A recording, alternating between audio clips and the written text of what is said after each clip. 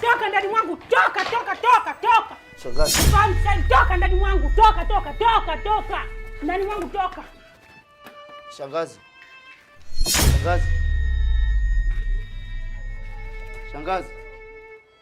Hujanifahamu Kiswahili ha? Samahani shangazi, samee. Wewe kila siku unanivunjia mimi, unanivunjia vikombe vyangu kila siku, nikusamee vipi? Shangazi. Ndani mwangu sitaki nikuoneni. Nimekwambia utoke. Shangazi, kuna nini shangazi? Sitaki kuwaona tu ndani ya nyumba yangu. Sitaki kuwaona. Sasa kwani kafanya nini shangazi? Ananivunjia vyombo vyangu kila siku, anavunja vikombe, anavunja vyombo vyangu. Lakini shangazi, unajua fika kabisa ndugu yangu haoni, na kuvunja vyombo vyako sio kwamba kakusudia. Huyo haoni, kavunja kwa bahati mbaya. Yaani ndio mtoe hivyo mbiombio ndani kama unataka kumuua sasa. Wewe mimi ndo nilompofua macho au mimi ndo nilomfanya asione?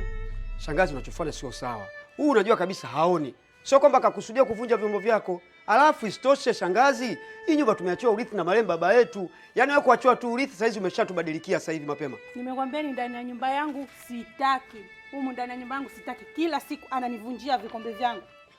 Twende ndani. Ongea na shangazi, turudi nyumbani. Tukae ndani huko. Shangazi, huyu kweli kakosea. Lakini sio kwamba kakusudia. Huyu ni kipofu shangazi. Alafu mbona tufanyia hivi? Sisi tuna haki hapa kwenye hii nyumba. Hapa mna haki kama hii nyumba ya babani. Babani yupo kaburini, nyumba yake makaburini huko, nendeni. Shangazi. Ndani mwangu sitaki. Samahani shangazi. Hebu niache, nimekwambia sitaki ndani ya nyumba yangu. Naomba unisamehe shangazi, samehe. Nimekwambia sitaki ndani ya nyumba yangu. Ndoka ndugu yangu, twende ndani. Humu ndani kwetu tumeachwa. Humu ndani hamuingii. Frankie! Nambi mkubwa. Njoo toe hazi baraka. Boyo. Frank. Sasa hata Frank nawe Frank watubadilikia. Tulia nyisi, mshaelekeza abi mkubwa hapa. Wasikia nendeni kwa baba yenu huko makaburini, nendeni kimbia. Kimbieni. Wana mkirudi tena mtanjua mimi nani. Nashaongea wapi mkubwa? Nilikwambia mimi naweza kuamudi na ashaondoka kirudi tena na avunja miguu na akata, watamjua mimi nani. Hapo ndo ninapokuaminia wewe ndo jembe langu, wala usijali. Wakifika tu nitawaambia. Na itakuwa fadhali ndani ya nyumba yangu hawaje wageni kwa sababu ya wao. Sasa hivi washahama, yani fresh tu, watakuja wageni vizuri. Na akirudi mimi watanjua mimi nani, nitavunja miguu. Wenyewe sio wananyelewa. Mimi kubwa mimi naenda mtaani. Haya poa. Magetoni. Unajua ndugu yangu, yani bado natafakari. Shangazi yetu kabadilika kiasi hiki. Yaani toka ameachiwa urithi amekuwa mtu wa kubadilika kila siku. Yaani mimi mpaka sasa hivi sielewi kwa nini ametufukuza. Kwani kuna kitu kingine kikubwa zaidi umefanya zaidi ya kuvunja hicho kikombe chake?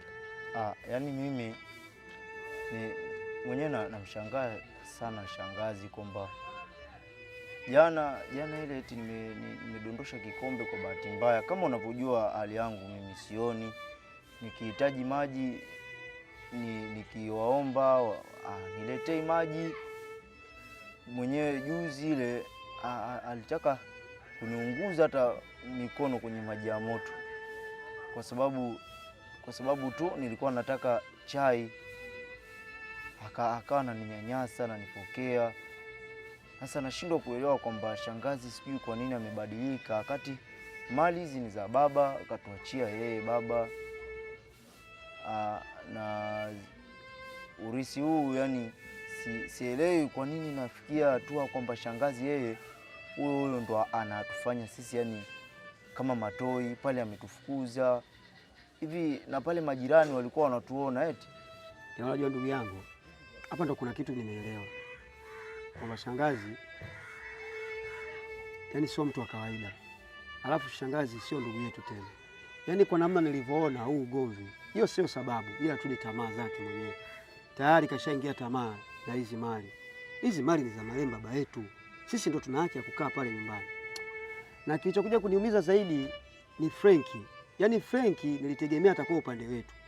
Lakini huwezi amini, kwa macho yetu wawili tunamuona pale. Frankie kaa upande wa mama yake. Sasa leo tutaenda kukaa wapi? Maana kama unavyoona sasa hivi katufukuza. Au kama vipi ukamwombe msamaha shangazi. Kwa sababu wewe mwenyewe boyo ukiangalia leo tutaenda kulala wapi? Au mimi unipeleke kwenye kaburi la baba nikalale?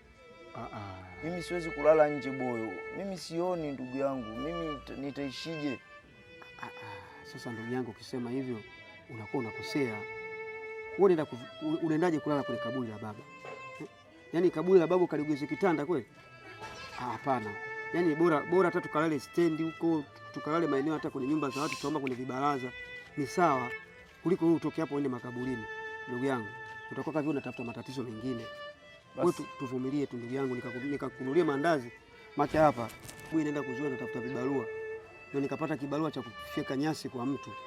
At least kwamba nipate hata chochote kitu nije nikuletee. Lakini cha ajabu nimefyeka pale kibarua. Anatakiwa jamaa anipe buku.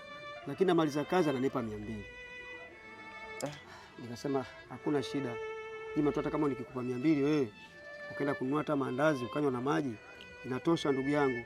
Kinachokuja kunistaajabisha kwamba nafika nyumbani nakuta ugomvi mkubwa. Kwa nini lakini? Amekufanyia roho mbaya kama shangazi kweli? Basi tu ndio hivyo binadamu wabaya. Kwa hivyo kuna 250 kakuchukulia mandazi upoze njaa. Mimi nitakula hata baadaye, haina shida. Hamna, tutakula wote. Kama wewe utakula andazi moja na mimi moja, sawa, tutakula tu hivyo.